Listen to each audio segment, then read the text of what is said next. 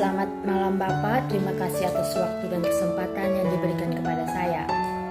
Perkenalkan, nama lengkap saya Maria Rosliana Anesti, kelas C, mahasiswa semester 2, NIM 230-396, Fakultas Ilmu Sosial dan Ilmu Politik, Universitas Nusa Cendana Kupang, tahun 2021. Di sini saya akan memaparkan hasil review buku ke-9 tentang bagaimana cara membaca bahasa tubuh orang.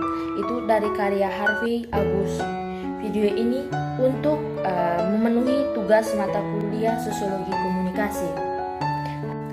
Kita langsung saja. Pada bagian pertama, saya akan menjelaskan tentang bahasa tubuh dan ilmu di baliknya itu. Komunikasi adalah salah satu bentuk paling mendasar dari manusia yang bermakna interaksi. Komunikasi terjadi setiap saat dalam berbagai cara, bisa terjadi melalui bahasa lisan ataupun melalui gerak tubuh, ekspresi wajah, dan gerakan tubuh. Fenomena yang digunakan manusia untuk berkomunikasi, gerakan tubuh mereka disebut bahasa tubuh. Bahasa tubuh memiliki banyak bentuk. Ini mungkin dibuktikan melalui pergerakan mata seseorang atau arah yang mereka lihat. Mungkin juga dilihat melalui tingkah laku seorang seperti gelisah. Itu bahkan terungkap dalam postur tubuh seorang atau bagaimana mereka berperilaku. Bahasa tubuh bahkan dapat terwujud dalam apa yang diputuskan seseorang untuk dikenakan. Mereka pakaian mengirimkan pesan berdasarkan warna atau desainnya. Seorang juga mengubah bahasa tubuh dengan cara mereka berinteraksi dengan pakaian dan aksesori, seperti jika mereka memutar cincin kawin di sekeliling jari. Mengingat fakta bahwa bahasa tubuh dapat menyampaikan makna, penting bagi Anda mulailah membiasakan diri dengan cara di mana makna tersebut ditransmisikan ke lawan bicara Anda. Konsekuensinya, ilmu bahasa tubuh menjadi jauh lebih relevan dalam kehidupan sehari-hari jika dilihat dari sudut pandang komunikasi. Itulah sebabnya kami akan mempelajari penelitian yang dilakukan pada subjek ini. Penelitian semacam itu membuktikan wawasan yang lebih luas tentang ilmiah aspek memahami sifat orang. Pemahaman yang lebih dalam tentang bahasa tubuh akan memungkinkan Anda menjadi lebih mahir dalam memahami pesan yang dikomunikasikan oleh orang lain, terutama ketika pesan itu tidak disadari atau tidak disengaja. Inilah membuat bahasa tubuh menjadi aspek penting manusia berinteraksi. Karena manusia menggunakan bahasa lisan dan tulisan sebagai cara utama saat mereka berkomunikasi, bahasa tubuh sering diabaikan. Namun ini tidak kurang praktis sebagai kurangnya pemahaman bagaimana bahasa tubuh dan komunikasi nonverbal secara keseluruhan memungkinkan komunikasi menyebabkan miskomunikasi terus-menerus. Oleh karena itu, penting untuk mempertimbangkan studi tentang bahasa tubuh sebagai sains adalah bagian dari evolusi komunikasi manusia. Melalui perilaku banyak dengan cara yang sama, kami mempertimbangkan evaluasi melalui komunikasi bahasa tertulis dan lisan. Selanjutnya, bahasa tubuh sebagai sarana komunikasi juga berakar pada antropologi budaya sebagai gerak tubuh, wajah, ekspresi, dan tingkah laku juga berhubungan dengan budaya dan peradaban. Sebagai demikian, bahasa tubuh adalah hasil dari perilaku manusia dan juga sebagai sebuah fenomena kolektif. Meskipun demikian, penting untuk mempertimbangkan bahasa tubuh sepanjang sejarah sebagai evolusi dalam sejarah dapat memberi kita wawasan tentang bagaimana ilmuwan dan filsuf telah melihat bahasa tubuh dari perspektif mereka sendiri. Bagian kedua, saya akan menjelaskan tentang sejarah membaca bahasa tubuh. Bahasa tubuh bukanlah hal yang baru. Sudah ada sejak manusia mampu melakukannya berkomunikasi satu sama lain. Faktanya, sangat mungkin bahasa tubuh adalah alat komunikasi jauh sebelum bahasa lisan ada. Dengan demikian, manusia telah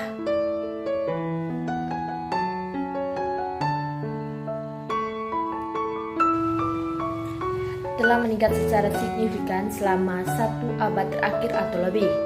Sedangkan penulis sejauh filsuf Yunani awal menulis tentang bahasa tubuh, faktanya adalah bahwa studi tentang bahasa tubuh memiliki muncul dengan evolusi psikologi perilaku. Aristoteles adalah seorang mahasiswa perilaku manusia. Legenda mengatakan bahwa dia akan duduk di tengah tempat umum untuk mengamati cara orang berinteraksi. Hal ini menyebabkan dia menyebutkan bagaimana mata dan telinga dapat berbicara. Aristoteles wawasan meletakkan dasar untuk pengamatan sistematis pertama manusia perilaku sebagai alat komunikasi. Bagian ketiga, saya akan menjelaskan tentang mendapatkan pemahaman yang lebih dalam. Saat ini berbicara dengan orang terdekat kita ingin mengerti apa yang mereka lakukan, benar-benar mencoba untuk mengatakannya. Jika mereka membahas situasi yang sulit, kami tidak ingin melewatkan detail penting yang belum dinyatakan secara eksplisit. Jika kita masuk diskusi serius dengan pasangan kita tidak mau ketinggalan isyarat yang bisa berarti mereka kesal dengan cara kita berbicara. Jika Anda berbicara dengan seorang anak tentang betapa hebatnya yang mereka lakukan di tim olahraga mereka hari itu, kami ingin membuatnya yakin bahwa semua kegembiraan kami cocok dengan mereka. Ini semua adalah detail penting untuk diperhatikan dalam percakapan. Sayangnya, kami tidak dapat memperhatikan atau menggambarkan semua detail ini dengan kata-kata saja. Tubuh kita akan membantu kami untuk berdiskusi dan bagaimana emosi, apakah kami menginginkannya atau tidak. Melalui bahasa tubuh, percakapan kita menjadi lebih dalam pemahaman. Mampu membaca bahasa tubuh akan memastikan bahwa Anda mampu untuk mendapatkan tingkat pemahaman mendalami ini benar dan yang akan dapat Anda gunakan apa yang pelajari dalam percakapan atau hubungan Anda. Selanjutnya, pada bagian keempat, di sini saya akan menjelaskan tentang menyadari tubuh Anda sendiri. Yang pertama, bahasa tubuh Anda mungkin menunjukkan alasan paling umum yang tertarik membaca orang lain melalui komunikasi nonverbal mereka untuk menentukan kapan seseorang berbohong, yang disebut pendeteksi kebohongan manusia, bukanlah individu yang berbakat memiliki kemampuan bawaan. Meskipun mereka adalah orang-orang yang pintar, mereka sangat sederhana menguasai membaca orang. Yang kedua, bahasa tubuh Anda mungkin membuat orang lain merasa nyaman. Bahasa tubuh Anda sebenarnya dapat memiliki efek yang positif pada orang-orang itu. Anda sedang berbicara, jika Anda menyentuh orang tersebut, nyaman, tertawa, dan terlihat mereka lebih dari biasanya. Anda mungkin memberi mereka dorongan, hargai yang mereka cari. Tentu saja sentuhan adalah sesuatu yang Anda butuhkan. Berhati-hatilah karena sentuhan yang tidak diinginkan dapat menjadi menyeramkan dan sangat cepat. Yang ketiga, bahasa tubuh Anda mungkin membuat orang lain kesal. Jika Anda melakukan kebalikan dari hal-hal yang disebutkan di atas, tindakan halus Anda bisa memiliki efek sebaliknya. Jika Anda menjaga jarak, jangan tersenyum, lakukan tidak tertawa, jangan melakukan kontak mata, atau hanya tidak terlalu memperhatikan orang yang Anda ajak bicara. Anda memahami peran yang sangat penting membantu orang lain merasa nyaman di sekitar Anda. Jadi, luangkan waktu untuk memastikan bahwa suara Anda menandakan apa yang sebenarnya Anda rasakan pada waktu tertentu. Bahasa tubuh mungkin membingungkan orang lain.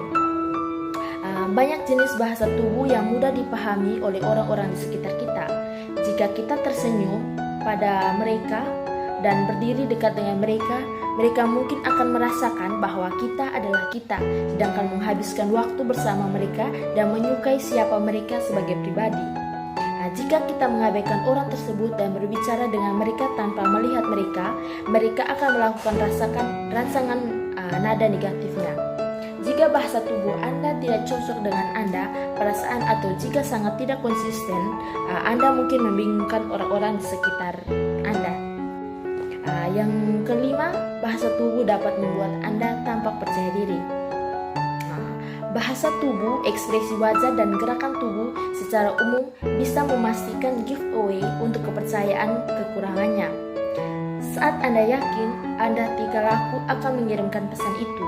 Misalnya, individu yang percaya diri memiliki bahu persegi dan melihat lurus ke depan. Sementara bahu bisa terkual hanya postur tubuh yang buruk. Faktanya adalah bahwa postur Anda akan terlihat jauh lebih dari yang Anda pikirkan. Yang kelima, saya akan membahas tentang bahasa tubuh yang dipelajari versus genetika bahasa tubuh. Dalam konteks sederhana, bahasa tubuh tampak seperti sesuatu yang Anda ciptakan dirimu sendiri.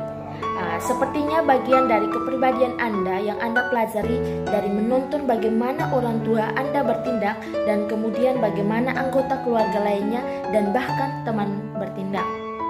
Namun, para ilmuwan telah menemukan bahwa meskipun Anda mungkin memilikinya bahasa tubuh yang mirip dengan orang tua Anda belum tentu mempelajari mereka. Ini sebabnya mungkin telah diberikan kepada Anda secara genetik. Tampak jelas bahwa bahasa tubuh dapat berasal dari kedua latar belakang genetik tersebut dan budaya. Karena itu penting untuk memperhatikan cara Anda memiliki budaya pribadi melihat jenis gerak dan tingkah laku tertentu.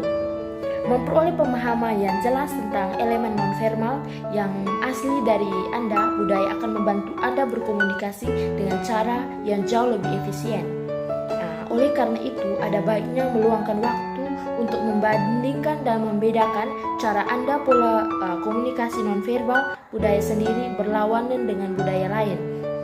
Anda dapat mengambil satu halaman dari buku Aristoteles lama dan mengamati orang di tempat umum. Jika kebetulan Anda tinggal di daerah yang dipenuhi turis, Anda akan menemukan bahwa Anda dapat dengan mudah membandingkan cara penduduk setempat berinteraksi orang asing. Ini akan memberi Anda wawasan yang tajam tentang bagaimana orang lain memandang Anda budaya sendiri. Sekian dan terima kasih.